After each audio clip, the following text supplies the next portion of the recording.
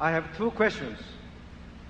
Question one, your view on world financial business environment in the next decade. Question two, U.S.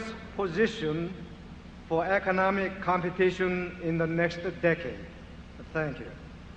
Well, you've asked two big questions, but you're going to get very small answers, I'm afraid. And that's no disrespect, but we don't think about those things very much. We just are looking for decent businesses, and incidentally, our views in the past wouldn't have been any good on those subjects. And we try to think about two things. We try to think about things that are important and things that are knowable.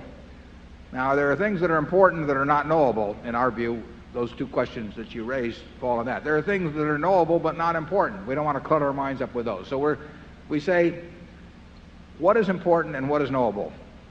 And what among the things that fall within those two categories can we translate into some kind of an action that is useful for Berkshire? And we really, there are all kinds of important subjects that Charlie and I, we don't know anything about. And therefore we don't think about them. So we have our view about what the world will look like over the next 10 years in business or competitive situations. We're just no good.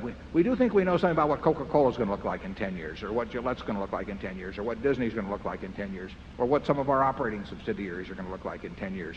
We care a lot about that. We think a lot about that. We want to be right about that. If we're right about that, the other things get to be, they're less important. And if we started focusing on those, we would miss a lot of big things. I've used this example before, but Coca-Cola went public in, I think it was 1919. And the first year, one share cost $40.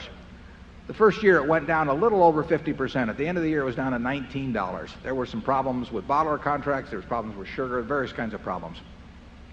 If you'd had perfect foresight, you would have seen the world's greatest depression staring you in the face when the social order even got questioned. You would have seen World War II, you would have seen atomic bombs and hydrogen bombs.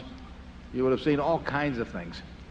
And you could always find a reason to postpone why you should buy that share of Coca-Cola. But the important thing wasn't to see that. The important thing was to see that they were going to be selling 1 billion 8-ounce servings of beverages a day this year, or some large number. And that the person who could make people happy 1 billion times a day around the globe ought to make a few bucks off doing it. And so that $40, which went down to $19, I think with dividends reinvested has to be well over $5 million now. And if you develop the view on these other subjects that in any way forestalled you acting on this more important, specific, narrow view about the future of the company, you would have missed a great ride. So that's the kind of thing we focus on. Charlie? Yeah, we're not predicting the currents that will come, just how some things will swim in the currents, whatever they are.